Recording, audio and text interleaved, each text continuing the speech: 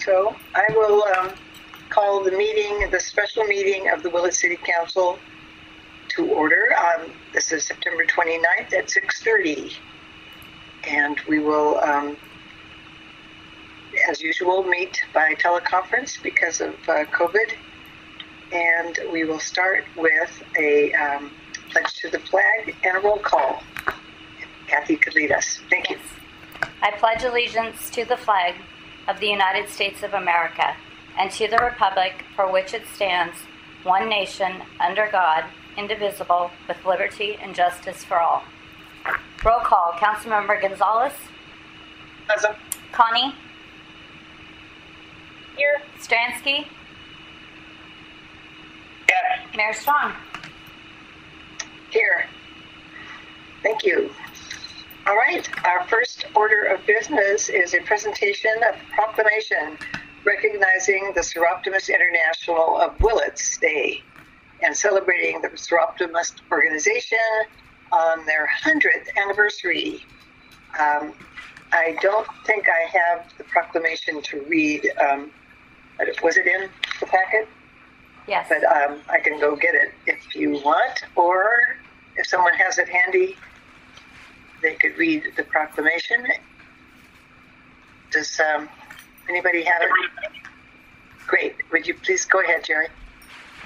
A proclamation of the Willits City Council recognizing Seroptimist International of Willits Day and to celebrate the Seroptimist organization for their 100th anniversary.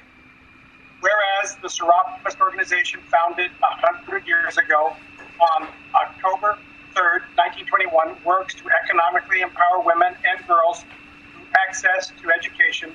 And whereas Seroptimist International of Willits was formed 50 years ago on April 3rd, 1971, and has been an integral part of the Willits community during this time. And whereas the Seroptimist International of Willits raises funds for projects through selling advertisements and publishing the Willits Community Phone Book, and thanks the community for its continued support.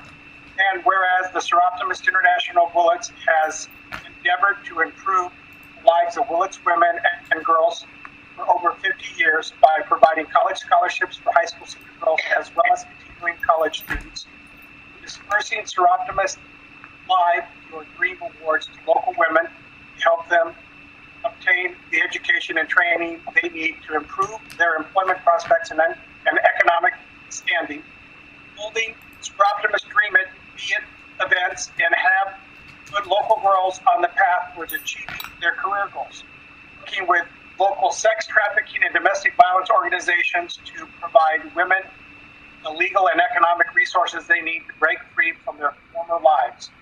Whereas Seroptimist International of Willits provides donations to Willits Kids Club, Project Sanctuary, Willits Literacy Volunteers, and the Willits Seniors. Now therefore be resolved that I, Matt Strong, Mayor of the City of Willits, along with Vice Mayor Sabrina Rodriguez, Council members Larry Stransky, Greta Connie, and Gerardo Gonzalez, do hereby proclaim October 3rd, 2021 as Seroptimist International of Willits Day, and extend congratulations to Seroptimist for its 100th anniversary and recognize the Willits Club for their many contributions to our community. Witness whereof I hereunto set my hand and cause the seal of Willits hereon fixed on this 29th day of September. Signed, Matt Strong, Mayor. Okay, thank you. And who is here from Seroptimist to receive this virtual proclamation? We will get you the actual proclamation in the next few days. Is there someone here who'd like to say a few words from Seroptimist? I don't see or hear anyone coming forward, so we'll make sure that they get that proclamation. Jerry, I just want to mention that I was a recipient of one of their scholarships when I graduated high school back in 1982. They contributed to the high school scholarship program, and so I just wanted to mention it funded my education, and I'll be back to Willits, I guess. So I'm very grateful to the Seroptimists. Thank you. It's nice to have personal stories. And Jerry, if you could adjust your camera, your screen just a little bit so your face is more visible. Thank you. Okay, that's, it was really interesting. I didn't know all of the things they did. I knew some of them. So it was a nice proclamation. Moving on, we have the City Council is going to adjourn as City Council and to convene as the Planning Commission for the item, which is approval of a final map for major subdivision number SD 1901, entitled Four Brothers Subdivision, property located on APN 007-091-12 and 007-091-19. Vimeo Enterprises is the applicant for that final map approval, and I'm imagining that Dusty Dooley will present this. You imagine correctly, Mayor Strong. Good evening, council members. Dusty Dooley, your Community Development Director. Yes, the applicant Vimeo Enterprises is requesting approval of the final map for major subdivision number SD 1901. Just some brief background information. The City Council, sitting as the Planning Commission, previously conditionally approved major subdivision SD 1901, including the tentative map at their June 24th, 2020 meeting. The final map, same as the tentative map, proposes to subdivide the property into 10 separate legal parcels and allow for the development of eight new single-family homes and 4 fourplexes. So some much-needed housing within our community, to say the least. City Code Section 16.28.060B requires the council, sitting as the Planning Commission, to find that the final map is in substantial conformity with the previously approved tentative map. All conditions related to recording of the final map have been completed, with the exception of construction of the necessary site improvements. So that's your roads, sidewalks, drainage improvements, streetlights, etc. Under the Subdivision Map Act, as well as City Code, execution of a subdivision agreement, including the improvement bonds, does allow for the Planning Commission to approve the final map prior to the construction of all site improvements. As noted in the agenda summary, the applicant has provided improvement plans consistent with city standards, except as modified at the public hearing. Those plans have been reviewed and approved by our contract city engineer. The applicant has provided improvement bonds that cover the cost of valued improvements that are within those improvement plans. And finally, a subdivision agreement reviewed by our city attorney, city engineer staff, is prepared for execution to guarantee the construction of the improvements. Let's see, the city doesn't have a licensed surveyor on staff. Bradley Thomas with Lake and Associates, acting as the city's surveyor, has reviewed the final map and determined that it is technically correct. City staff has reviewed the final map and determined that it is in substantial conformance with the tentative map, and all applicable conditions of approval have been completed for this subdivision. And staff is recommending approval of the resolution that's in your packet and approval of the final map for major subdivision number SD 1901. Okay. Yep. Thank you, Mayor. Okay, yes, thank you, Dusty. And so we will, if there are any questions of Dusty before we hear from the applicant, anybody have a question on this item and the council members? Yes, I do. I'm Mrs. Larry. Okay, Larry, go ahead.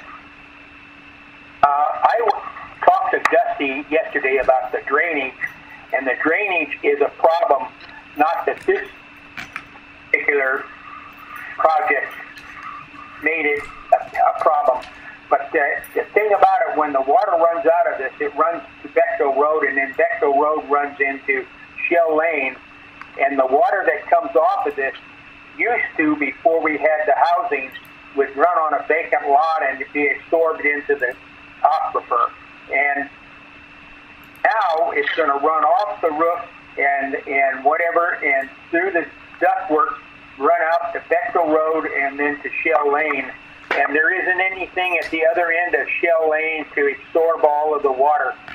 So when we do rails to trails, I want you, all you people, to remember that that will be the fixer for all of this, to have whatever you need to do to absorb the water before it's blocked up by the railroad. And that's a real big problem, and it's been a problem for a lot of years. So when we do the rails to trails later on this year, I want you all to remember that that's the fixer for the drainage from this for this. Thank you very much. Thank you for that. Dusty, do you have any comment about runoff control that's involved in this project? Is there any on-site? Sure, I can speak to that matter. I mean, I'll preface it by saying, that's, sort of not really pertinent to the, approval of the final map necessarily, but that was an item of significant discussion back at the June meeting when this project was approved. If council may recall, the staff put together some slides within the PowerPoint noting the current drainage features that go from this property all the way out to the railroad right away, as Councilmember Stransky just articulated, as well as some of the existing drainage issues, drainage issues that existed prior to the subdivision request. Staff did call it out as a significant issue, and the applicant, to his credit, has completed a drainage study for this project and has designed retention ponds to be built as part of the improvements that will help retain some of the on-site stormwater so that it doesn't immediately release into the existing drainage system. So the idea is that this project won't make the situation any significantly worse than what already exists. And I would appreciate Councilmember Stransky's comments about the opportunity potentially for the rail trail project to help alleviate some of those drainage issues in that area. But I think those drainage issues have been around for some time, from talking to some of the elders within the community, and it sounds like something the city inherited when they annexed that area from the county many moons ago. Thank you. Yeah. I also just wondered if there's any contribution towards the Bechtel intersection with Main Street or with 101 there, or actually Highway 20 there. There is a fund that I know the Bechtel subdivision contributed to, and the hospital did. Does that apply to this too? Mayor, I believe you're talking about some mitigation that were collected for other projects, including the hospital projects that were dedicated to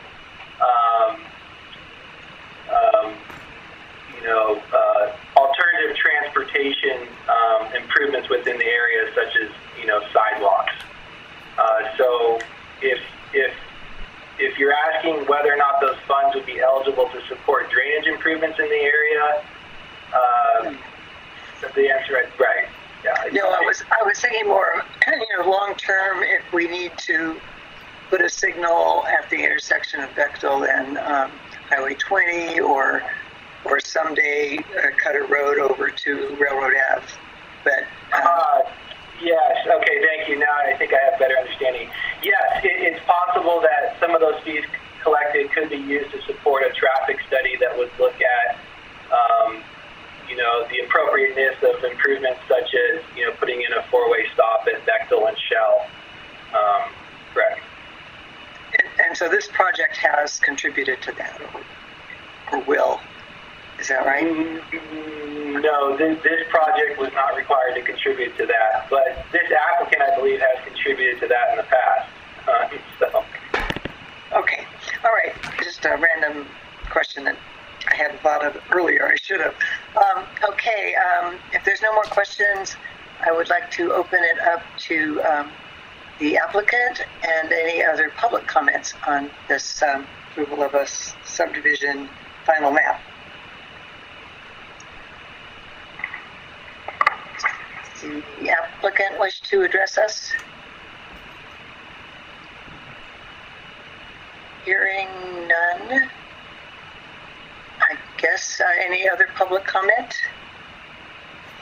And not hearing any of those, we'll bring it back up here to the council for a motion or any further discussion. Jerry.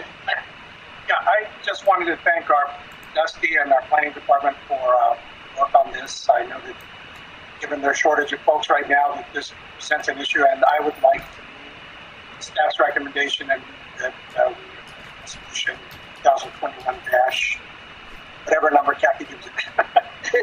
Right. Okay, motion by Councilmember Gonzalez. Is there a second? I'll second. Okay, seconded by Councilmember Connie. I just also want to comment, as Dusty already did, that housing is such an important need in this community. So this project is really a vital contribution to getting some more housing available. And motion and second, we'll have a roll call vote. Yes. Councilmember Gonzalez. Yes. Connie. Yes. Stransky. Yes. Mayor Strong. Yes. Thank Probably you. should have said my comments after that vote. But thank you. And now we're going to adjourn as Planning Commission and reconvene as the City Council. And we're going to go to item 4, adopt a resolution awarding a contract to Walland Construction in an amount not to exceed $269,160 for the California Penn Water Main Replacement Project, and I won't give that number. Authorize city manager to execute the contract and approve construction change orders up to a cumulative total of 10% of the total contract amount, if needed. So that is the item, and who is presenting this? Well, this is Jeremy. I didn't really have much of a presentation. This is just simply the bid results from the previous authorization to bid. We got a good amount of interest and a nice price. We have not worked with Walland before, but they have good references, and we're just kind of excited to get started if council approves. Okay. And I know we did look at the actual plan documents at a previous meeting, so we're somewhat familiar with that. Any questions for Jeremy or for our... Yes, Jerry. Jeremy, would they be looking at constructing right away, or is this going to not be to the spring? Oh no, we spoke to the contractor and said, our sincere goal is to get this done before Thanksgiving, and they didn't think that would be a problem. So, I think we have a 40-day contract here, and it doesn't seem like 40 days worth of work. So I'm hoping it gets done quicker than that. Thank you. Any other questions? Okay. Hearing none. Any comments or questions or whatever from the public? This is a public hearing. If there's anyone who'd like to address us. And hearing none.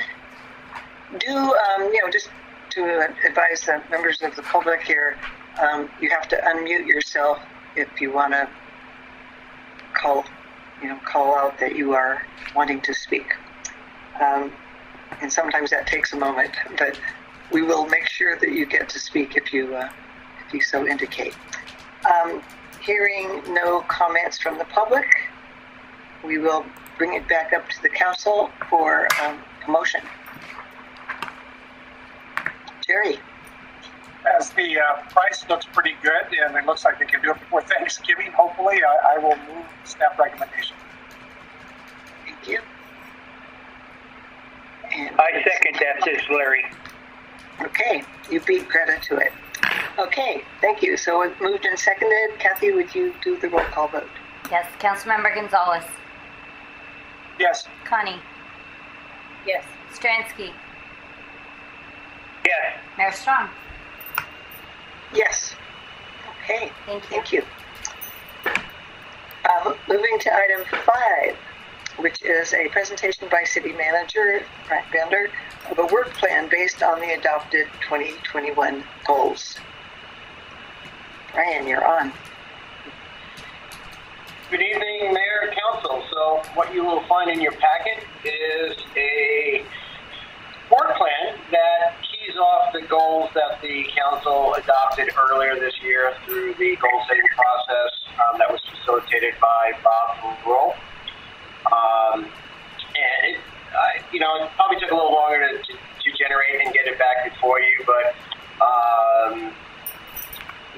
some effort was put into it. There was discussions with department heads, program managers to make sure we were covering all the bases, and I think also that schedule that is accompanying the work plan is probably a little conservative in some elements, and some it's a little wishful on others. Some of that's tied to our budget and knowing our budget is delayed, and we should have that before the council. We were talking about that earlier this week. We should have that at the end of October for your review and eventual adoption. So basically, it's a very simple format that you will find on the work plan. It breaks down large categories by program area or departments within the organization, and then the goals that the council adopted listed, and then the policies that the council also identified as part of that goal setting session. And then other than that, that's where myself, with the input from staff, looked at individual tasks that would best suited to implement those goals. And then there's a schedule. And like I said, it's hard somewhat to, some of the goals are long, outstanding, or there's something we should be striving towards whenever we're implementing a new policy, a new program, and or bringing on a staff member. So they're kind of open and continuous as noted in that schedule. And so, as I said, you can see it. It's relatively straightforward. I think it is an easy format for us to manage. And we heard from the council, I think it was last month, regarding the department updates we stripped away the tracking of the goals, and it's going to be more in this format, and it's going to be presented to the council on a quarterly basis, or as necessary, say we had the planets fall in perfect alignment and we were able to strike something off our, tick a box there and move something forward, and we'll give that acknowledgement to the council, and so we can, keep track of what we have. So that's the presentation. That is the document. I would hope that, the council looked at these goals and set them last April and May timeframe from a process started in March, that I think we would like to schedule another session roughly that March, April of 22, just to keep where we're going, make sure that the large overriding goals are still in favor with council, and what is happening within the community. Okay. I personally like this format very much. Other questions or comments from council members? Yes, Greta. I just wanted to thank you, Brian, for this work plan, and staff who were involved in drilling down onto the tasks appropriate under each bullet point. when we did the goal setting session, it almost felt like, it was pretty fun to be involved in that, but it almost felt like, here we go again, things that we won't circle back around to. But when you put this work plan in front of us, it's really the first time that I've felt like, oh, we meant it, and we're actually going to follow through on that. So I really appreciate it. I think this is really exciting, and I understand that, of course, we have to be flexible and recognize that timelines may change, but you never get anywhere without a plan, and I like that we're moving in what seems like a really positive direction. So thank you for all the effort on this.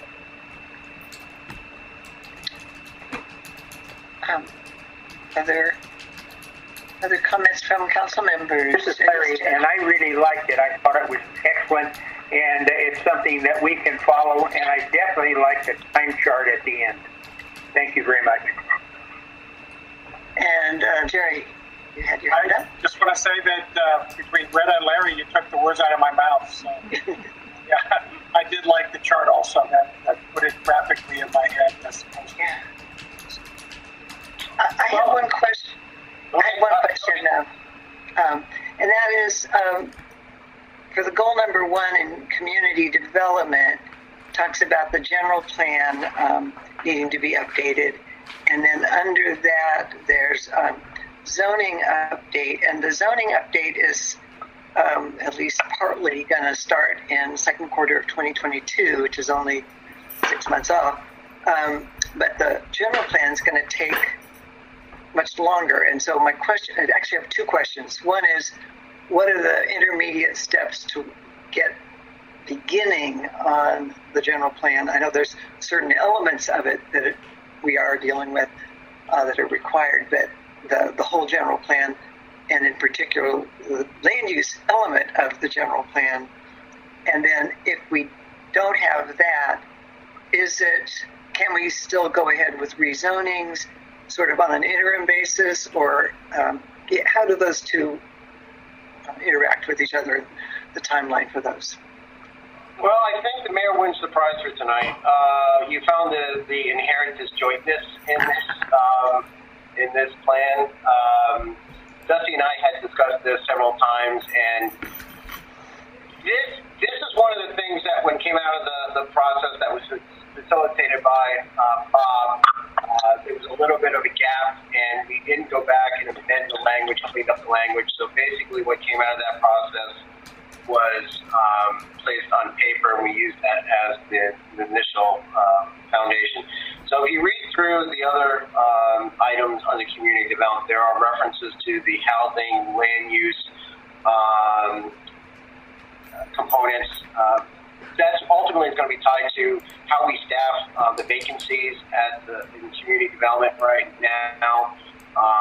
Also, some of the budget requests that are put forward in the proposed budget to bring in a consultant and some additional services to help this process.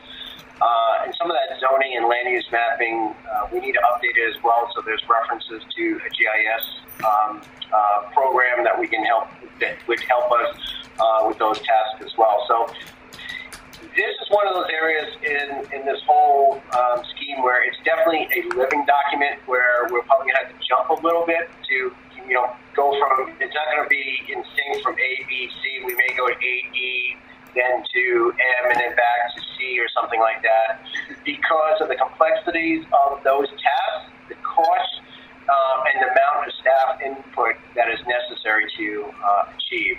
So, rightly so, Mayor, you have pointed that out. We recognize that that is not going to be the seamless steps, but I think critically we have identified them. We recognize there's a need, and I think that is what should be taken away from this document, from those references.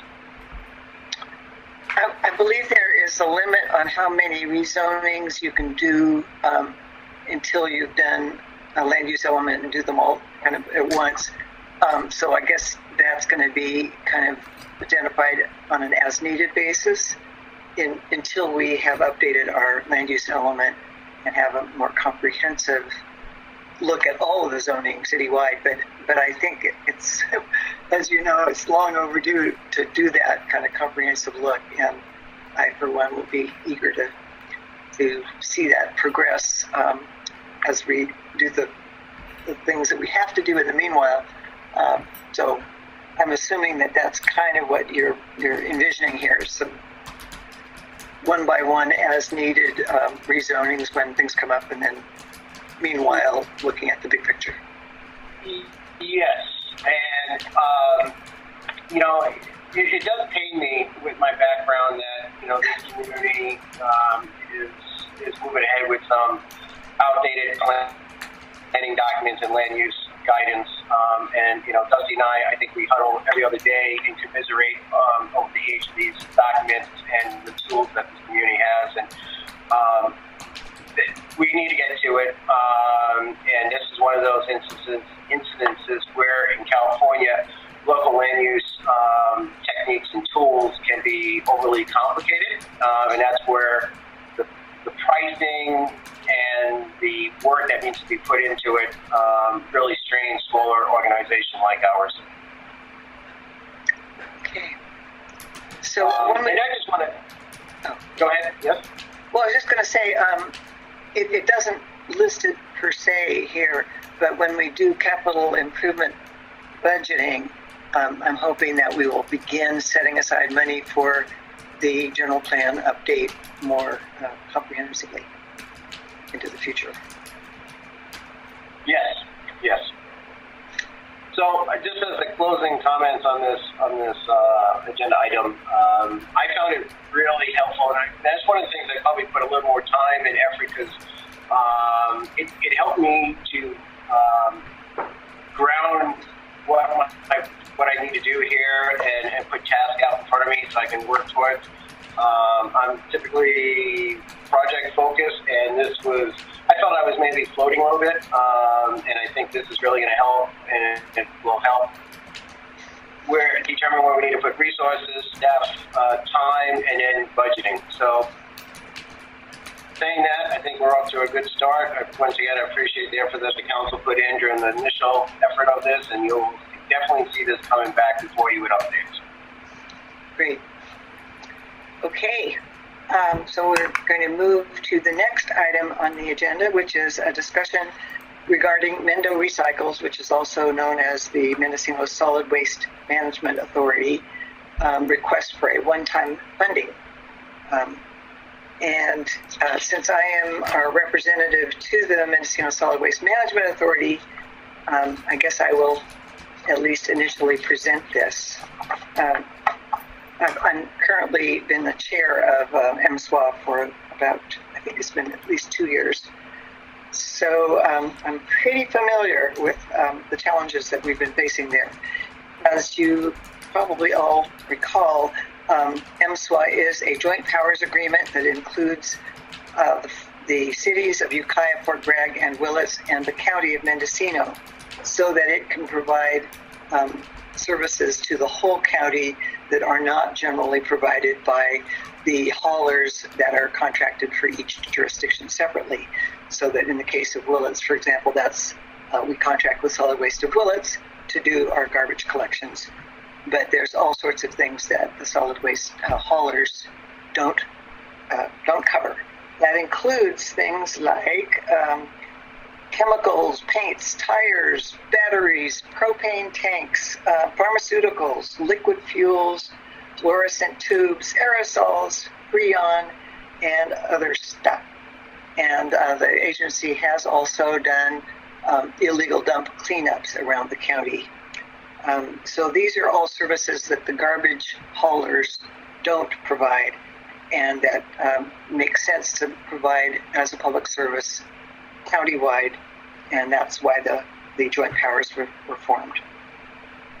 And we do not charge customers for basically any of these services from MSWA. The only customers that get some relatively low charge for their solid waste or hazardous waste disposal are commercial establishments, but residential customers are generally get their these services for free. but it isn't quite free. We have to fund it somehow. The way it has been funded traditionally and recently is combination grant funding and a $6.50 tipping fee per ton on the garbage disposal from all of the haulers countywide. So it basically gets incorporated into each of their contracts. That tipping fee goes to this countywide joint powers agency. So it was basically pretty close to break even for a number of years until until COVID hit. When COVID hit and people were sheltering at home, the solid waste and hazardous waste disposal just mushroomed. Apparently, people were cleaning out the garages. I don't know exactly why, but this was experienced around the state. A lot of hazardous waste and other chemicals and things like that were being suddenly brought to MSWA to dispose of, and so the cost of disposal of hazardous waste went up from an average of about $100,000 a year to, in the most recent fiscal year, $220,000. So more than doubled the cost, and that not only strained our month-to-month budget, but it depleted our reserves. We started drawing down on the reserves, and now we're at a point with MSWA that there isn't enough money in the bank to go after the grants, because the grants require you to do the work before you get reimbursed, and we don't have the funds to do that. So there was a committee that tried to address this problem. I'll try to make this short. Basically, there have been a couple of different committees working on this. The board members and also a TAC, Technical Advisory Committee of the 4 jurisdictions. And we kind of went back and forth between asking for one-time contributions and asking for an increase in the tipping fee. And as it turned out, after going back and forth, we have decided it would really, really be the best approach to start now, right away, with one-time contributions from the 4 jurisdictions, because this would replenish our depleted reserves so that we can go after grants. Then we can look at how much we can get under the grants and look at whether there's some other efficiencies in the way we operate in MSWA, possibility of outsourcing some things. But in any event, we're going to be having a new general manager coming on, and we'll be able to look at those things if we stay alive and have this one-time funding to keep us, keep the doors open and keep handling all of these wastes. We have right now a real backlog at the plant where we process all this that we haven't been able to afford to dispose of some of the hazardous wastes that we're storing. So the one-time contribution that the MSWA agency is asking for is proportional to each jurisdiction's population. And for the city of Willits, we're asking for $9,280.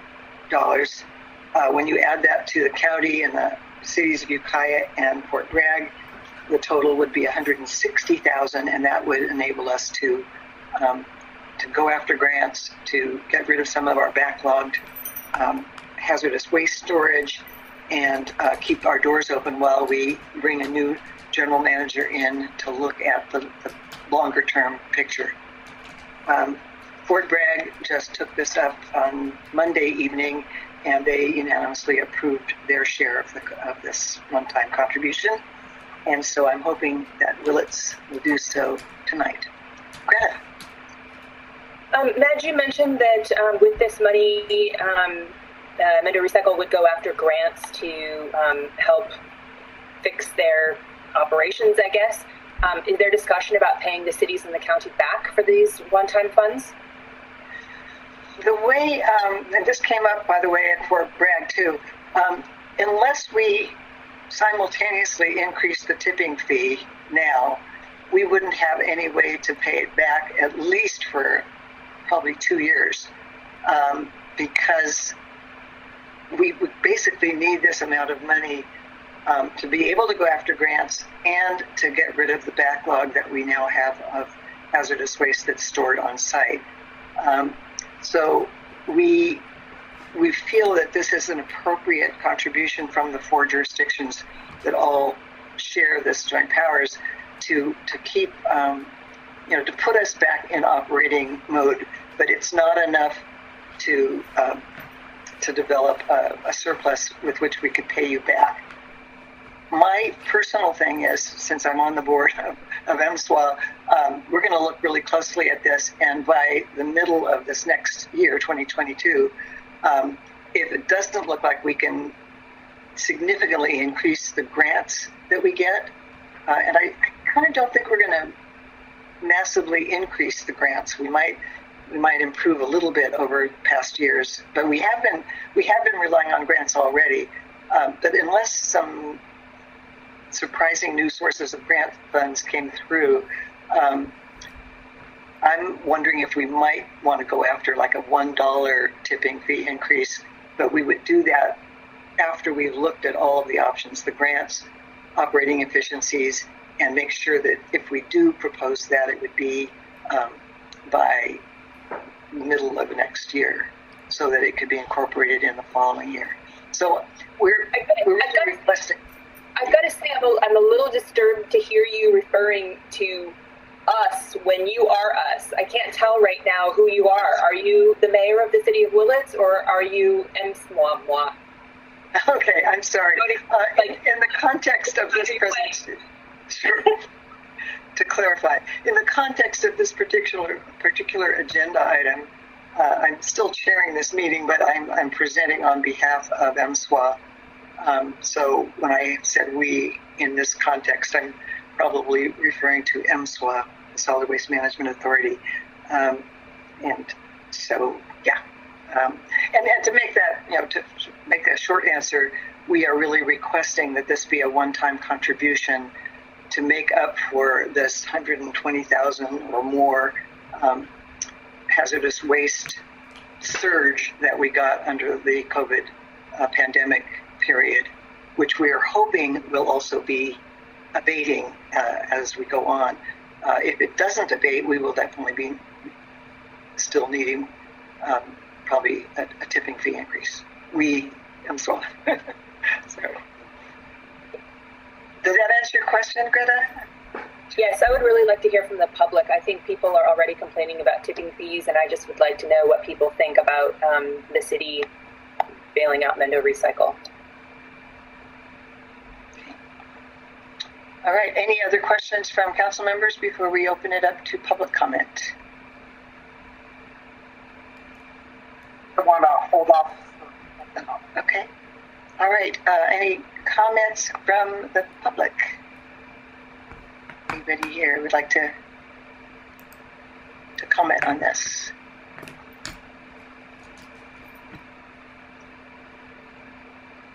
So I'll try to, I'm afraid I don't have the data right in front of me, Greta, but to answer part of your question, I know that when the tipping fee goes up by $1 per ton, that gets incorporated into the haulers' contracts.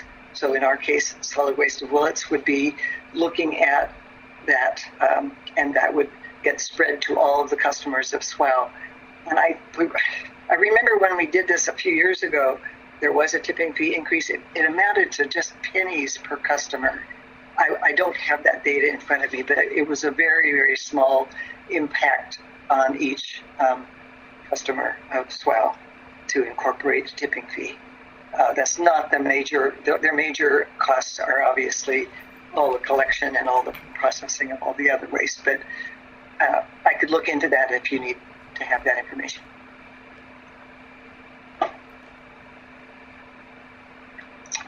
So, can I ask a question? Certainly. Yeah, when you refer to tipping fees, is this a fee that solid waste pays or that the customers pay? Or is this a fee that solid waste pays and then requests an increase since they can't, I understand they can't raise their fees without going through the city? So tipping fee does not directly affect the customers, that is residents. You have it exactly correct. The garbage companies like Solid Waste of Willits pay to dispose of the garbage at the dump, and that's called a tipping fee. And so the way this has a portion of the tipping fee has been allocated to the Solid Waste Management Authority, which is Mendo Recycle, and that gets incorporated on an annual basis when each garbage hauler goes back to their jurisdiction and asks for approval of their rates for the coming year. They include those tipping fees in their budget for that year. So it is passed on to their customers, but indirectly through the haulers. Nobody has to pay it directly. And by the way, that's one of the important factors in MSWA's budget, is that we make it a point not to charge residential customers for any of this hazardous waste disposal, their tires, their batteries, their paints, all of those things, because the goal is to not have people dump them inappropriately on the roadside or in the creeks or into their garbage, which they're not supposed to do.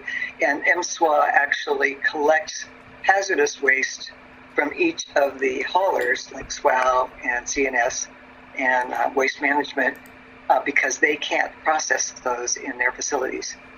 So that's another service that we're providing. MSWA. Does that answer your question, Willits Weekly? I think so.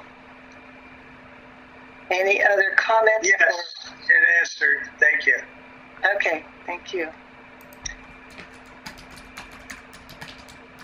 Any other? Yes, Jerry, I see your hand. You know, I guess we want these sort of services for what you said, Madge. We don't want people dumping tires. We don't want them, so it all ends up in somebody's parking lot or in somebody's, in my old profession, I would get calls of illegal dumping, and this is where this happens. I think the only concern I have is that it is going to probably result, as they look forward to fixing the issue. Not sure what grant situation is, but probably will result in tipping fees. How far they go, what happens, etc. I think you're still looking for someone to run the organization. Is that correct? Yes. We have a meeting tomorrow of MSWA board, and there's a candidate for an interim general manager. So, yeah, I know that a lot of times, it's like with grants or whatever, they look at a commitment to the organization. So I see that you kind of bought the horse already and now need to pay for the hay, so to speak. So I would support it this one time, but I think that, and only because I know that we're a small city, I think like Fort Bragg, we don't have a full-time person helping us with the negotiations with the haulers when these things come up. To the extent that they're useful, or that MSWA is useful in that, I guess is my love stay in the future as to how useful they are to the city itself. So that's how I'm.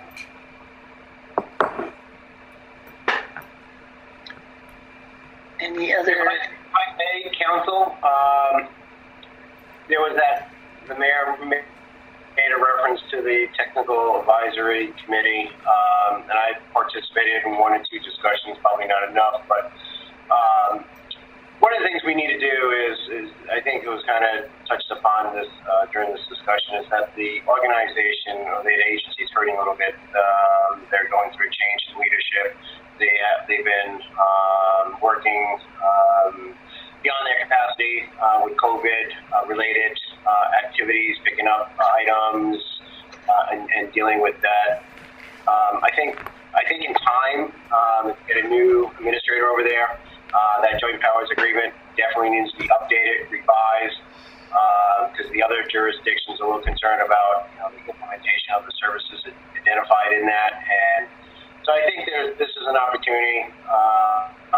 I think, like I said, the agency needs to be go through a rebooting, and I think this is like Greta said, this is kind of a stopgap financing measure to get to that point.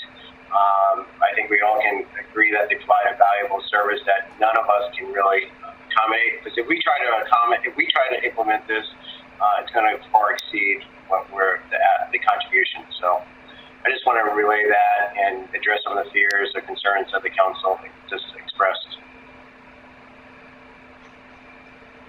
Okay. Any other comments or questions? And I think we already asked if there were any public comments, and the Willits Weekly reporter did have a good question. If there are no other comments, I would ask if anyone would like to make a motion to approve this one-time allocation of $9,280. It would be contingent on all 4 jurisdictions approving their shares. And as I said, Fort Bragg already did, but we haven't scheduled it at Ukiah or the county yet, and those are the much larger shares. So it would only go into effect if all 4 approve the funding. Jerry?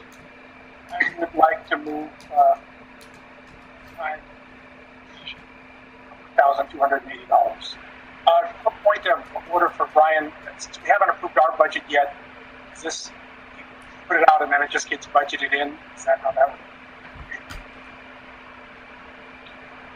We checked with Andy, and basically, if you look on the agenda summary, it does note that we have already a contribution, or we have fees that are been set aside for our fees to the agency.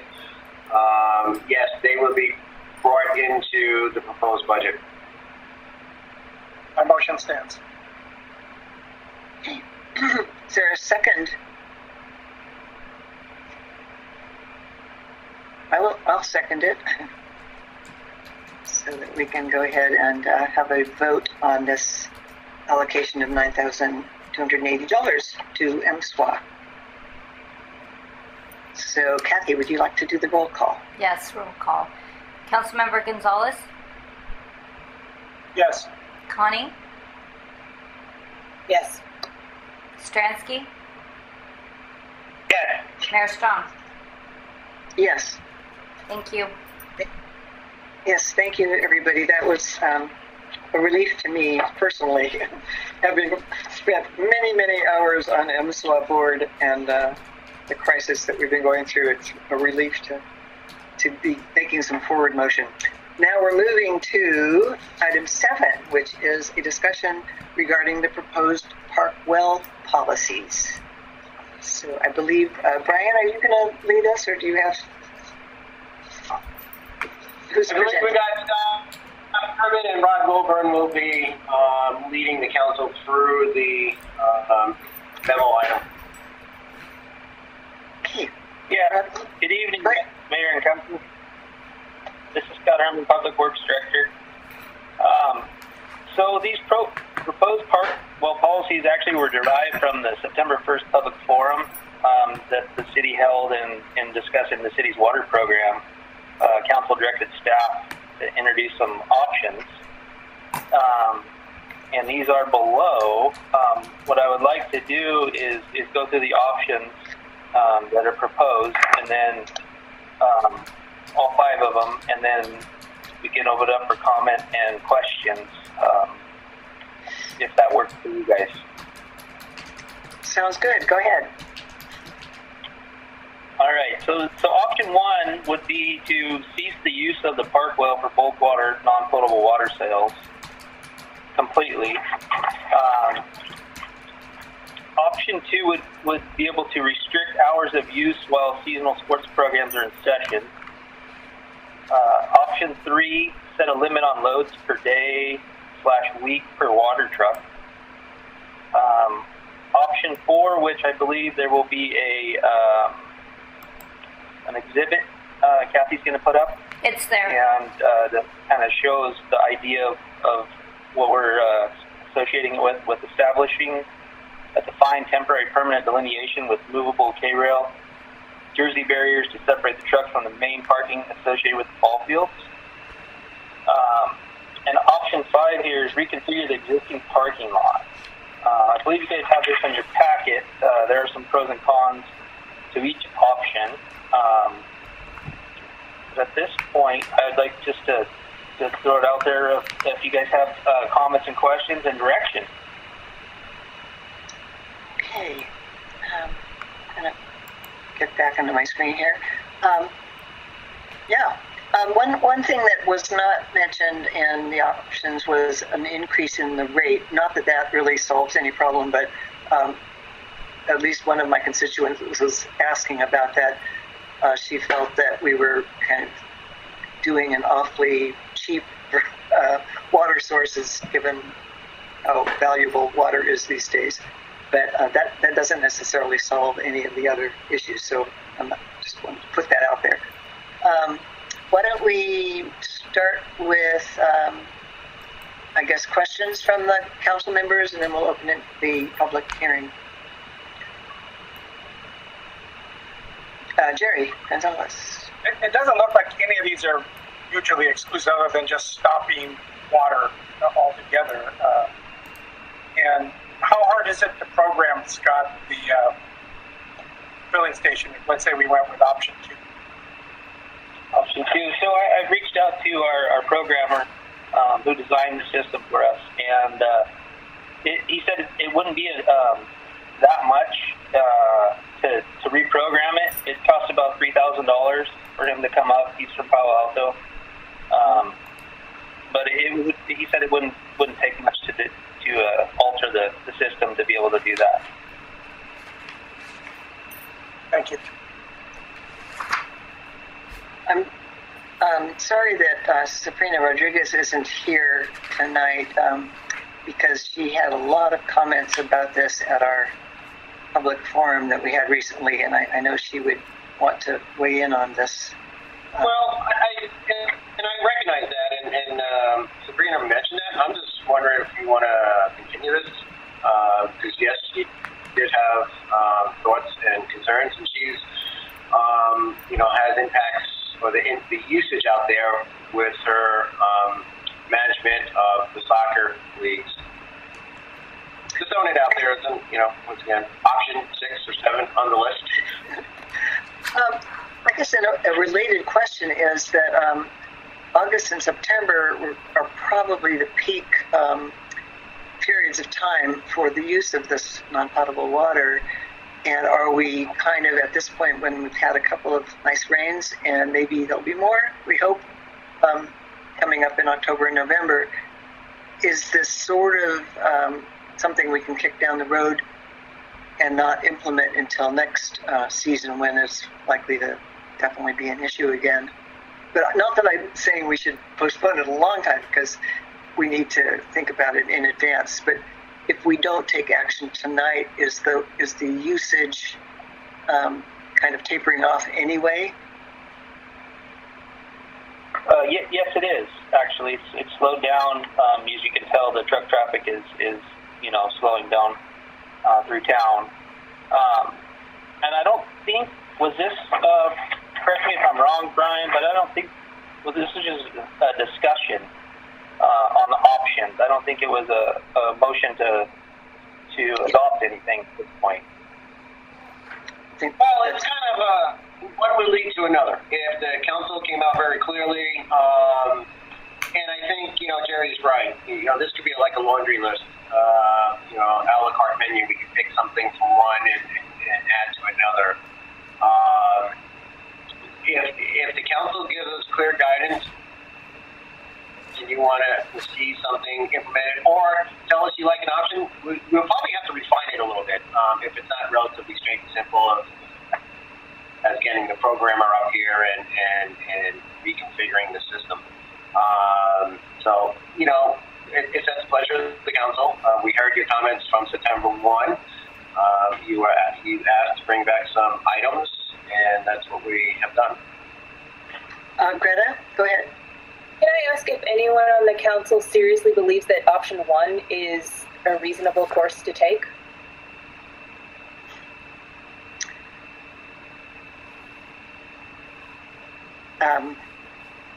Anybody want to respond to that? Jerry? I don't think so, because I think that there are legitimate uses for this. I guess my only concern, and I guess I'm perfectly content with kicking this down a couple weeks so that Sabrina has a chance to weigh in, but I'm concerned, can we recoup the cost of reprogramming or leave that in? Like Madge, it is a resource. Obviously, there's some people that are truly using it for dust control or some, but I think what it's intended for. And so and maybe Scott can answer this. I mean, is there a limit as far as how much we can charge for this, et cetera? So I think some things may help change it. I mean, paramount to me is the safety issue. Trucks are pulling in and there's a danger to kids or whatever, then that's something we need to address right away. But soccer season's over and the water use folks are going to not be there anymore, then it may, like as Madge says, be kind of going down the road.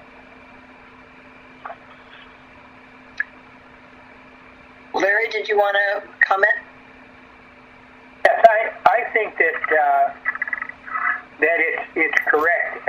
We need to look this over and have it all ready by next year for us if we're going to make any changes into it. And because it's going to taper down real fast now. It's in October. And but we need to keep on this and have it a solution. I'm worried about the safety of the children. That's the main thing that bothers me. I'm concerned about, as worried about that as I am about the safety of the kids. Okay, Greta, go ahead. So my point is, if none of us thinks that ceasing all water use at the Parkwell is reasonable, then can we at least mark that one off the list? I'm thinking that would at least make this discussion shorter the next time we bring it in front when Sabrina is here. I think that's good. I agree, but I do think that we might want to have some other kinds of restrictions on the volume of use and possibly on the times of use.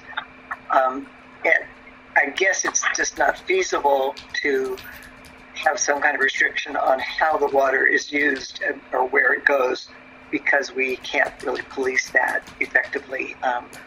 So that option doesn't seem to be feasible. If it were, I would be in favor of looking at that, because I think, as you know, Jerry's calling like legitimate uses of the water versus illegal uses of the water. And meanwhile, by the way, the county may be passing some new regulations that don't allow legal cannabis growers to truck water, that requires them to have on-site water. That would also change the equation quite a bit if that happened. But it's really, that's a county-wide issue that the city of Willits can't control. Greta? So I would just say that when I look at this, I think that it's neither reasonable to cease all use of non-potable water, nor is it reasonable to consider a $100,000 construction project for that parking lot. So to me, it makes sense to find some kind of middle ground combination of options 2, 3, and 4 to make that as safe as possible and to retain income for the city while also addressing the concerns of the Valley residents who worry about overtapping, and also making sure that that area is safe for all users in the area. That's what I would suggest for going forward. Eliminate 1 and 5. This is Scott again. I just wanted to note that, you know, we did drill those 2 test wells, and we're doing daily tests on those on levels. And actually, in the last week, the deep well has come up about 3 feet closer to the surface with no drawdown, and the shallow well has actually come up a foot from when we initially installed it. So in other words, we're not drawing down the aquifers or aquifer. Not within 150 feet, and that would have been a good sign of if we were affecting that aquifer. Okay, great. So I believe I opened this up, but I am going to do so again. Opening this up to public comments or questions.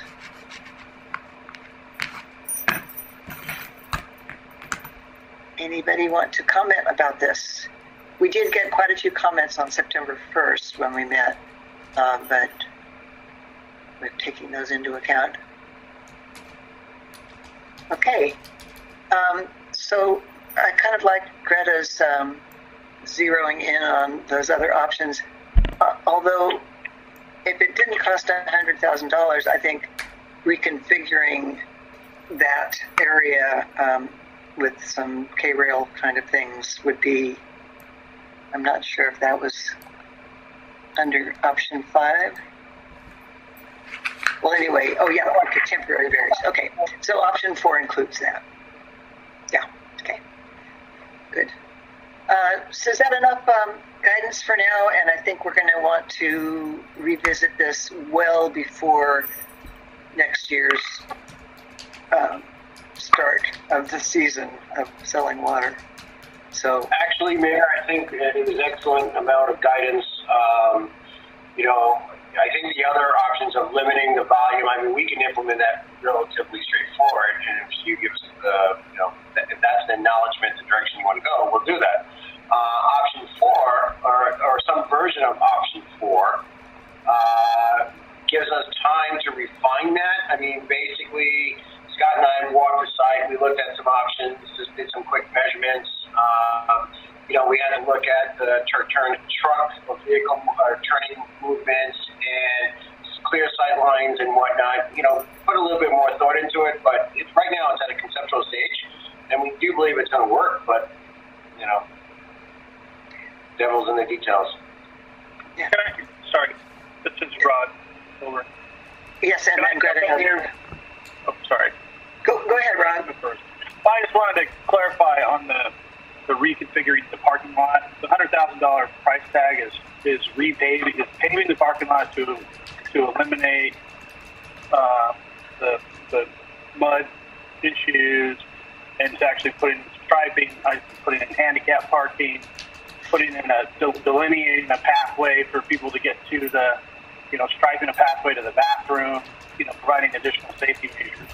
To just put in K-rail to separate the two areas, this would be a much lower cost. So I just wanted, that there are a couple options there to help with the safety, the safety concerns that would be less expensive than the full-on repaving project. I think repaving that, or not repaving, paving that parking lot has some other benefits with respect to the amount of dust that's created during sporting events, certain frontier days, everything else. There's air quality.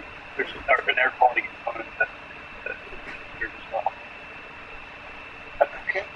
Thank you. Go ahead. If I may, just quickly, just tag on what Rod was saying.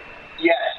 So if you kind of mixing items here, but the capital improvements plan and the proposed budget does have calls out making improvements to that area, that parking lot, and actually increasing the amenity factor of the ball field. That includes, like Rod said, paving, delineated parking spaces, new landscaping, and probably looking at some fencing as well. To basically dress that up and make it more functional. So that's the grand scheme, and we identify that and kind of roll that into this project as well. And that might be something, as a capital improvement project that happens, down the road. But we do it out there, just tagging along. Okay, Greta.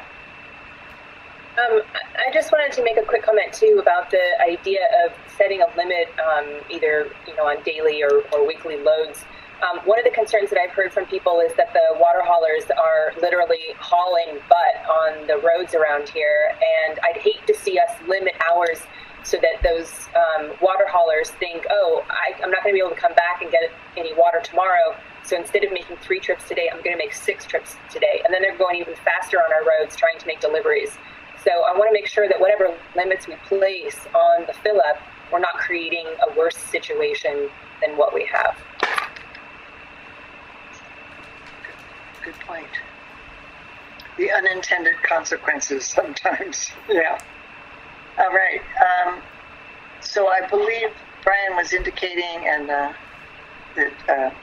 and Scott, maybe that you have enough direction for the time being, and we're not actually adopting any specific policy tonight.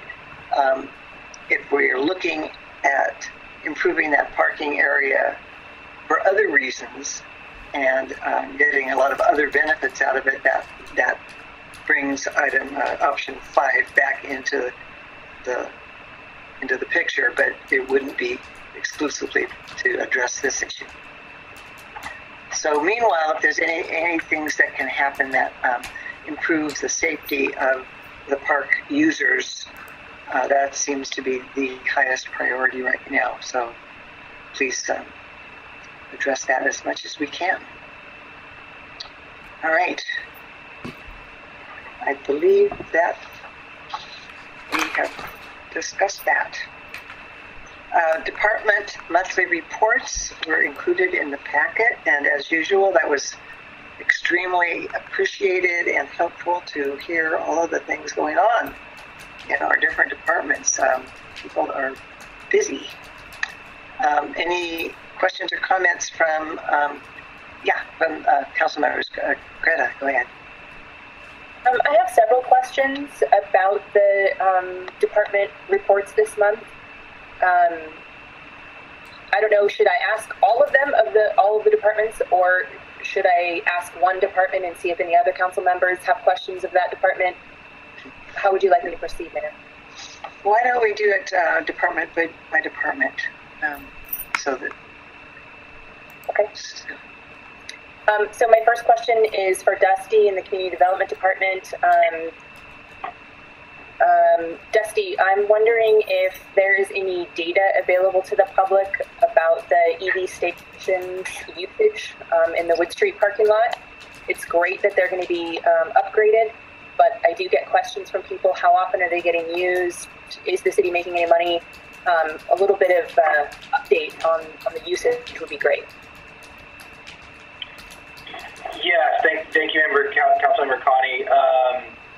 We do get monthly reports that provide some very interesting information on those charging stations, including, number of users, average user time, amount of greenhouse gas emissions saved by use of the electrical vehicle charging stations. We do get a report on the revenue generated from those charging stations. I can't tell you offhand how much net we make. I do know that when we established the user rates, we were attempting to simply recover the cost of the anticipated electrical PG&E costs as well as maintenance costs. It's been some months since we compared those numbers, and the last time we compared them, I think we were pretty much hitting our goal where we were, recovering our costs, but not much more than that. And so what I'd like to do, if it pleases the council, is let me get some of that report data together, and I'll share that with council members in the near future. That would be tremendous, and I would even go so far as to suggest that maybe even like a semi-annual report, just for transparency to the public to know, how those EV stations are being utilized by the community. Okay, thank you. Anything else for the community development part? Yes, Jerry has his hand up. Just a question for Dusty. When those were installed, is it an MCOG thing that installed them? Is that correct? So we worked out anything for the cost to install them, right? So it's just covering our whatever maintenance or any city-related costs that we're trying to cover. Is that correct? Yeah, Councilmember Gonzalez, the majority of those EV charging stations were covered by a grant that was obtained by the Mendocino Land Trust. It ended up being that the Land Trust didn't have enough funding budgeted to support some elements of the project, including the need to upgrade the parking lot to allow for one of the stations to meet ADA compliance. Essentially, one of the sites had to be handicap accessible. We reached out to MCOG, and they did have some funds that they were able to share and supplement the project cost to see that project come to fruition. There were no, the city's contribution, we did the design work and the inspections of the facility. So there certainly was quite a bit of staff time that went into that, but there was no, other than staff time, there was no general fund dollars to support that project. We are in a situation where the software, I'm not going to sound intelligent on this because I'm not, but it works off of 3G, and now 3G is going away, and so we have to upgrade the charging stations so that they speak the 4G language, and that's the upgrade that's referenced in your report. Thank you. Thank you. I had a question also on community development report. I noticed that you're having a forum or somehow a kind of question and answer about the commercial vacancy ordinance this week. And what I'm wondering is, and that you've identified 13 properties that appear to be not in compliance or, to be subject to the provisions of that ordinance. Are those going to be followed up right away? What are the consequences to those 13 properties if they have to register? That's one thing. But I noticed it wasn't in your upcoming month activities. How is that going to be followed up on? Yeah, thank you, Mayor. Yes, you are correct. Staff is moving forward with establishing the vacant commercial building registration program. We have identified 13 buildings that appear to meet the definition of a vacant commercial building, and those properties were sent letters back on September 8th. They have, and I don't have it in front of me, but I believe it's right around October, they need to respond and register their properties by mid-October.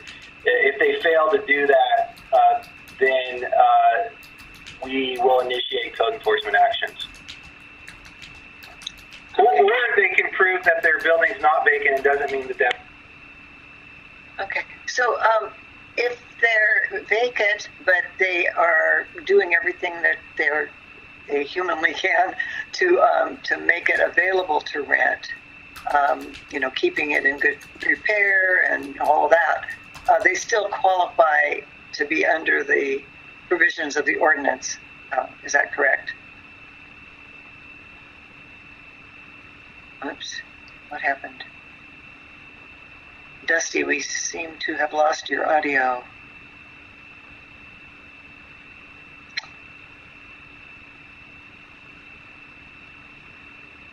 I guess he'll get back on in a second here. I see a box for him, but his audio is coming in separately. Okay, well, I will save that question for when Dusty's back on the call here. So let's move on, and we'll come back to community development if there's any other items when Dusty is with us again. How about under engineering? Any questions? Yes, Greta. I have a few questions for the engineering department. This one is for Scott. and I think you spoke to this briefly just now about the water levels being checked daily at the park well. I'm wondering if this is data that can be shared regularly with the public, again, just for transparency. I mean, it's obviously shared tonight, but is there any way that maybe that could be, I don't know, on the city's Facebook page or on the city's website, a way for the public to know that it's being monitored daily and here's what the results are?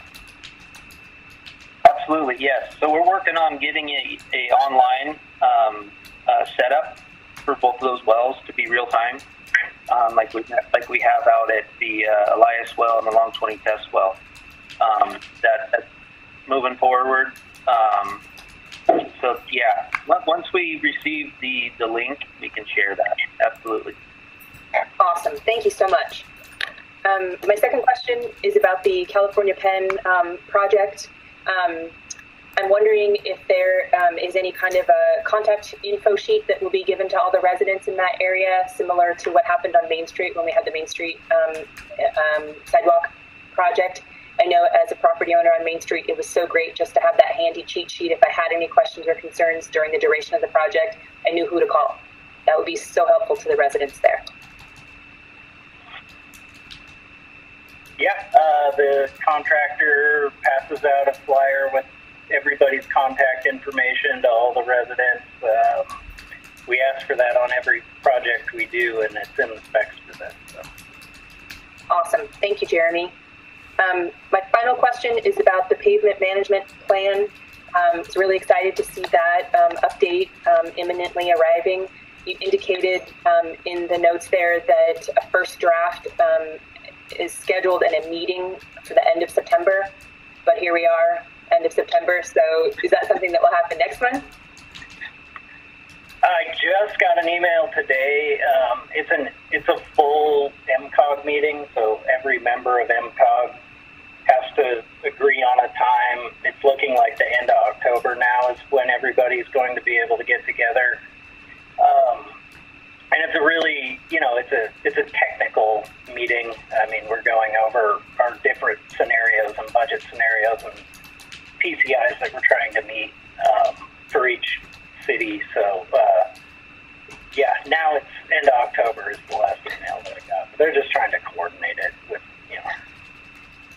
Thank you. Appreciate that. Whatever. Yeah. Okay. Any other questions on engineering? I think Dusty got back on, so we'll go back to that in a second. But first, any other questions for engineering report? Right. Dusty, are you back with us? I think so. Okay, good. I think I was asking about the schedule of for the enforcement of the. I was asking whether if a property is vacant, but the property owner is maintaining it in really good, ready to rent condition, they still have to register and they are still subject to the potential fine if it remains vacant. Is that correct? Yes. The answer, Mayor, like a lot of questions you ask a planner, starts with depends. If your property, your vacant commercial space is in turnkey condition, you're still going to be subject to, but remains vacant and meets the definition in our ordinance, then you are going to be subject to the $100 registration fee. However, if you are truly attempting to lease or sell that property, any further registration fees would be waived moving forward. Again, for those property owners who continue to allow their buildings to fall into a state of disrepair, who are not fixing up their property so that they can be made usable. It appears that we even have some property owners who are not even attempting to lease or make use of their vacant space.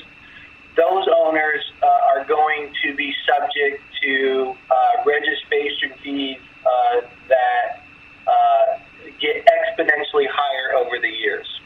So again, I believe the intent behind this ordinance was truly are attempting to make use of their space, but at the same time trying to introduce the community of cost to those owners that appear to be disinterested in fixing up or otherwise making use of their vacant commercial buildings. Which I totally agree with that philosophy, and so I'm glad that we did it right when we wrote the ordinance. So will that follow-up pretty much fall on code enforcement rather than on your shoulders? As with everything, it'll be a shared effort in the community development department. But yes, the 13, the owners of the 13 buildings have been notified that they need to register their building and pay the $100 registration fee no later than October 11th, 2021. Those folks that fail to communicate with us and don't follow through on that requirement, we will initiate code enforcement procedures. Okay. I am glad that we're moving ahead with that, and I hope that actually should be part of the focus for next month since it's happening in October. So, yes, it will be, Mayor. I just failed to include that update in your report. Okay. Any others for community development? Any other questions or comments from the council? And Mayor, I had another matter to share with council after I'm done answering any questions you all may have. Okay, and I'm not hearing any other questions from council members, so go ahead. Thank you, Mayor. We're losing another good one here in the community development department. I think council is aware. Our community development specialist, Jim Robbins, will be leaving the city. Actually, I was going to say at the end of the month, but tomorrow is his last scheduled day working here for the city. And I just wanted to share some nice words about Jim. Jim worked for the city for over 4 years, and his efforts have certainly left a lasting impression on our city. Jim's effort in helping the city obtain and comply with a number of grants, including our $6+ million grant to construct our rail trail project, are really unmatched. And I know Jim's famous for his efforts on the grant work, but really it was our Swiss Army knife. He showed himself to be confident in the plethora of city roles. Jim filled the role of webmaster. He helped Karen with payroll. He certainly helped me with reviewing planning documents and certainly more than that. Finding someone to replace Jim's intelligence and certainly work ethic is going to be a difficult proposition, to say the least. And and just on a more personal note, Jim is a fascinating individual, and I'm going to miss his stories of world travels and his like Jeopardy level knowledge of random topics. So, anyways, I just wanted to share some nice sentiments about Jim Robbins, and certainly wish him all the best in his continued successful career, I'm sure. Thank you, Mayor. Thank you. I have also enjoyed working with Jim on many things, and he's also even been helpful in identifying some potential grants for the MSWA agency. So he, above and beyond what he does for the city, he just volunteers to be helpful. He's that kind of person. So, yeah, we'll miss him. So, moving on in our reports, we have the police department. Any questions for our police chief?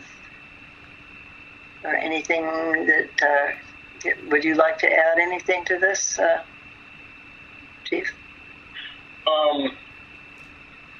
No, actually, I was looking at what I wrote down for staffing and saying that we were at full staff, and how quickly things change in public safety.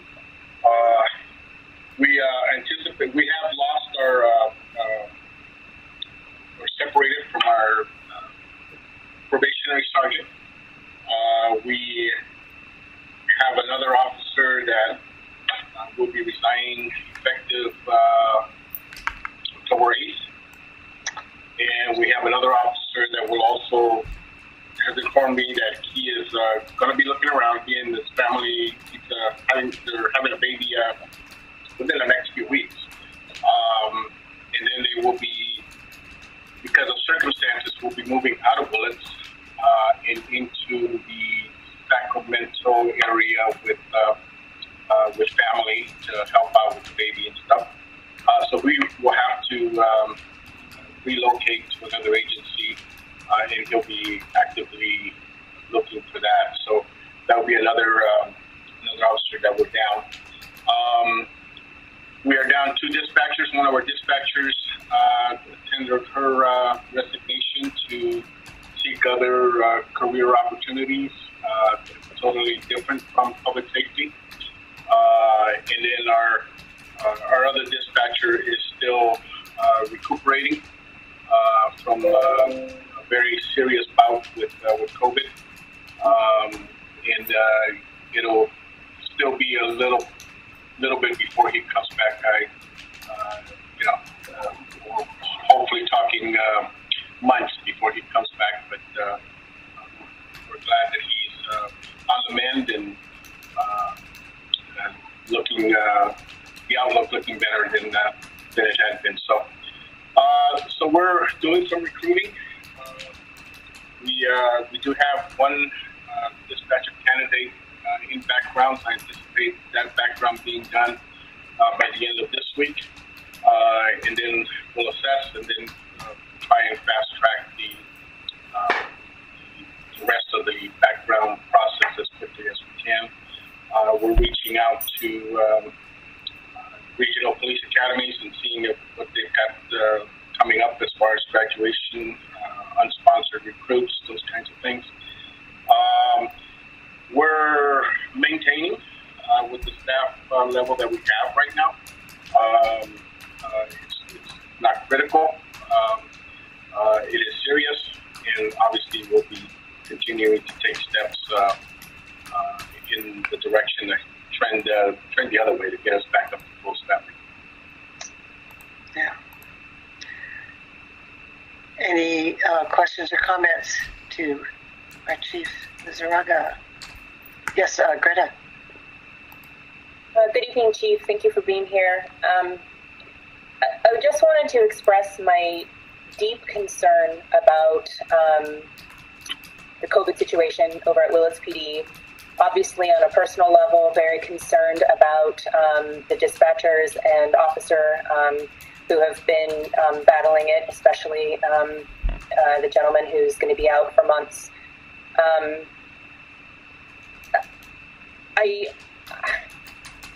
don't want to get into a discussion about mandatory vaccination, but I just would like to express my deep concern that everyone in public safety needs to be job ready, and that means taking all precautions possible to prevent themselves and their coworkers from getting sick. Your department has struggled for a long time being understaffed, and the council, I feel, in the last several months has made every effort to show how much we value our police department. We have tried to be as generous as possible with increases, with approving your staffing recommendations. We want that department to be whole. We value you in our community. But what we need back is a police force that is taking this pandemic seriously and is protecting themselves and our community. And I'm not trying to give a lecture, but I'm just trying to express my very deep concerns for people personally and for the community at large. So thank you for listening to that. Oh, not a problem. Thank you for expressing the concern. It is an effort that we have undertaken since the resurgence of variants and stuff this year. We have had a percentage, it's not a majority, but a percentage of our people that we're questioning, I guess, the term for the need for vaccinations. I think that happens with most people, when they encounter a traumatic event or a very serious event, there's been a turn of opinions, a change in opinions. We had several people here go down with it. People saw how serious it was, and there has been an expressed change of heart, if you will. So I don't, whatever the city's practices or directives are going to be going forward as we navigate this, I don't anticipate the amount of resistance that perhaps you have felt or others have felt. I think going forward will be much more unified, I guess, approach to it. And, you know, that, as we go through the recruitment process and the filling the vacancies, that's going to have to be part of the conversation as far as, you know, where are you and you know, can we continue to move forward with you depending on where you are. So, again, thank you for the concern. It's a concern for us. We have so much public contact. We are stressing, you know, unless that's necessary, the social distancing, the masking up. I have gotten some reports where some citizens have seen one or two of our officers not masking up, so we made sure to stress that and, you know, make sure that whenever you get out of that car, you know, leave the station front lobby, that you mask up and that you respect the social distancing aspect with any community contact. You know, like I said, unless it's going to be absolutely necessary that we're arresting somebody or something like that. Okay. Thank you. I appreciate hearing that. Anything else for Chief Lizarraga? And we've got Public Works and Utilities still to go. If there's any questions or comments on those. Yes, Greta. I have a few for Kenan. First of all, I've been getting a couple of comments from people regarding potholes on, I think it's Humboldt, next to the new firehouse, and then I can't remember the name of that street that runs alongside North Spur Brewery. That's not South Street. State Street. Thank you. Any plans for pothole filling on those two streets? Yeah, we can fit that into our schedule. We were kind of waiting for the impact to that area from the firehouse project to be kind of over. They had that street locked down for quite a while, and we anticipated getting back in there as soon as they were clear and trying to make up for some of the wear and tear that happened on the roads during the construction. So yeah, we'll make sure and get that on our schedule. Awesome, thank you. My other question was, I was reading through your comments about getting the streets prepped, clearing out the gutters, leaf removal, that kind of thing. Last year, we encouraged Jerry Ward over at Solid Waste to offer green bin pickup weekly for, I think there was 3 weeks we got out of him, to try to encourage homeowners to compost their leaves instead of blowing them out into the streets where that would create a problem for Public Works. I'm wondering if we can enlist your help to try and enact that again this year, maybe get 4 weeks out of Solid Waste to Willits, just so we can help you. That would be very, very helpful. Definitely when options are provided, then it's easier for everybody. And if you want me to reach out to them, I can see, you know, if that's something we can negotiate as part of a seed money deal of some sorts. In general, Solid Waste has been very community-minded, so I hope they would be open to that idea. It would only be a couple of extras because they do it every 2 weeks anyway, so it would be maybe 2 extra pickups. I like that idea. Yeah, and last year they did it at no extra charge. And then my final question, Kenan, was you mentioned a volunteer day to help maybe bring the community in to do some cleanup. I'm super excited about that. I was wondering, in the past, the city has offered a community cleanup or like creek cleanup day, and it's usually at this time of year. So is that what you were thinking, or did we miss that for this year? I think the annual one that was kind of part of a bigger picture, we might have missed the window on that, but we didn't want to let the season go by without having some sort of effort that involves the community and kind of get people together.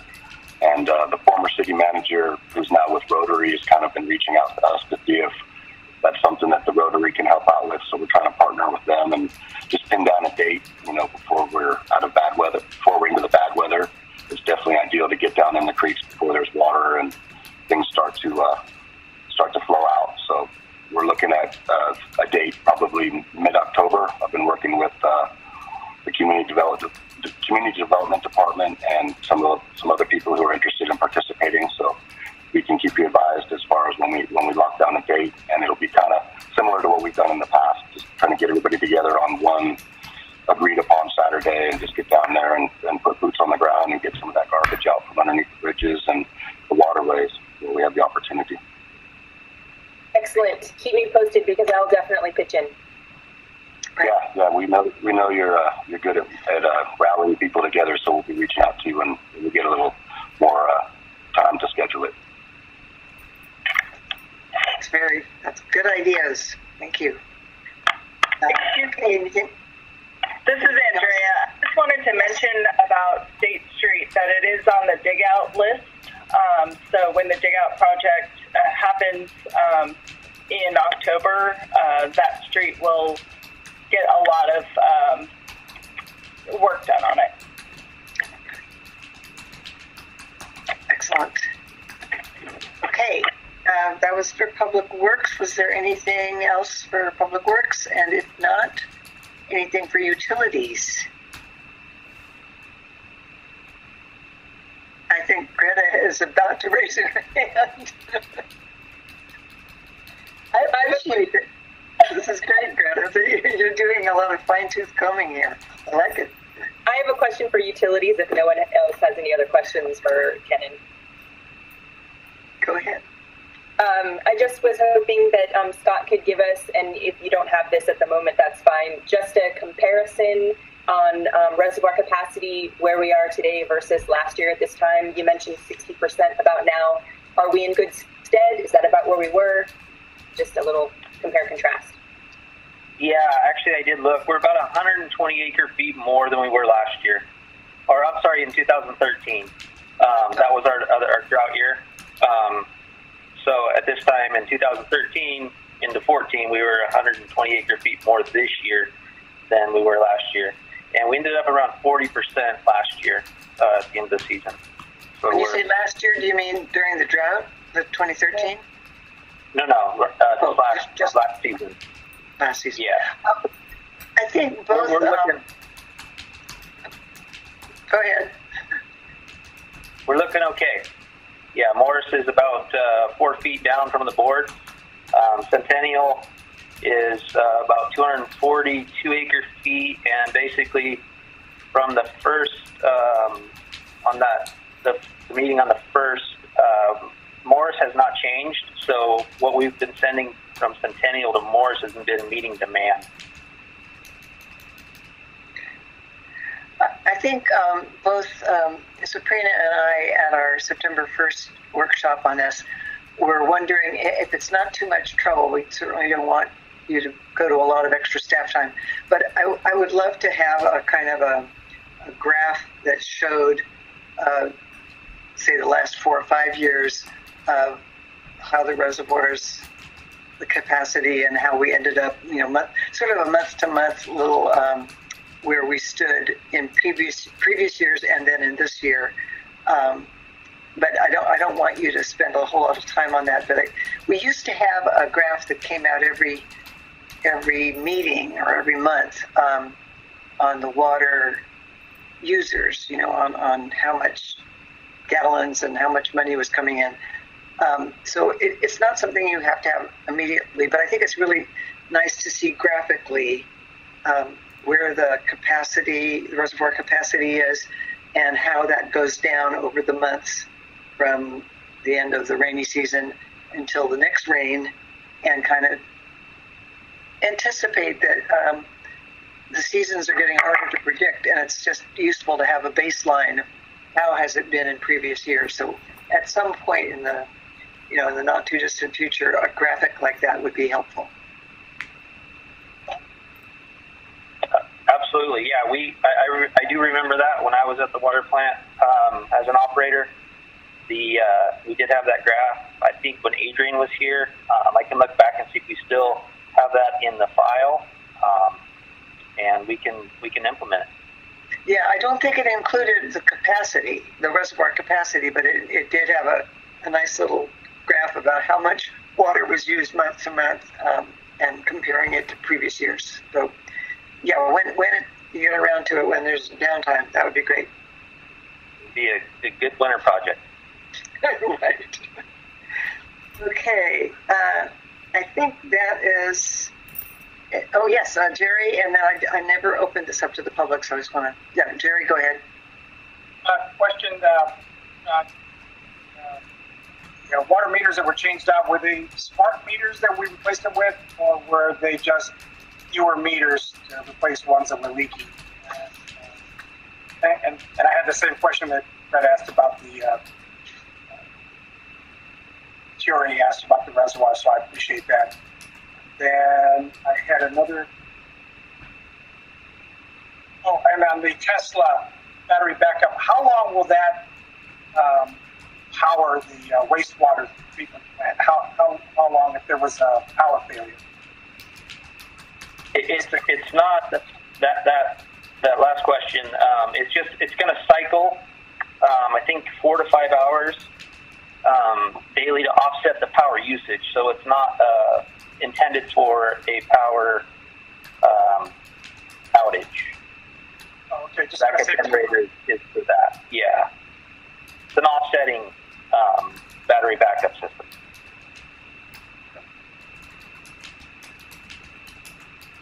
And then the reservoir capacities, I can get back to you guys on that for sure. I'll compare to last year at this time and give you a percentage. In regards to the meters, what we usually typically do is we pick them out and try to replace the old manual reads with radio reads. They're not necessarily a smart meter. I think we only have 10 of those cellular meters in the system right now, but what we do is the radio reads is you're able to drive by and be able to do the meters a little quicker, and it'll give you high and lows if it's a high read or a low read or no read or a tamper. Those are the best available technology besides the cellular meters. All right. Thank you very much. And as I drive by Lake Mendocino, I'm so grateful that you guys have done what you've done, and councils in the past chose to do what they did. So that's all I have. I'm trying to remember my point here. On the question of meters, I guess, do we have a way of flagging if a particular water user is going off the charts while it's happening, or at least on a monthly basis, so that if somebody has developed a leak and doesn't know it, that we can alert them? Is that something we do or not? We do a high list every month at the end of the. I can't remember if it's over a certain percentage or a certain amount of units in the previous month, but there is a high list that we do go back and check for leaks as well. There's some systems out there, pressure systems, that typically when you go out there to check for a leak, the meter's spinning. So it's not the case for an independent pressure system where it may not cycle for 20 seconds because it fills the tank up and then stops spinning. So that's kind of unique in its own, but on a standard meter to a house, minus a pressure system, you'll be able to tell on a leak, and we do notify or give door hangers when we can. Absolutely. Okay, great. That would also catch if somebody's stealing water from somebody's outlet that they don't know about. It might help identify those things too. Okay. Just to be on the safe side, I haven't really officially said this is a public hearing, but this item on the department reports, mostly we've been just asking questions from the council. Is there anybody in the public who wants to ask a question or make a comment about any of the department reports? Okay, and I noticed that Sabrina joined us. Yay. We are actually done with our agenda. This being a special meeting, we don't do some of the little extra items at the end that we will do next time, 2 weeks from now. And so we have a closed session that just the council members and possibly our city manager will attend. And I thank you all for, we're going to close the open session at 8:20. And let's have a, why don't we do it almost 10 minutes? Let's reconvene closed session at 8:30 for the council members. Okay? Thank you all. And we'll report out if there's anything to report.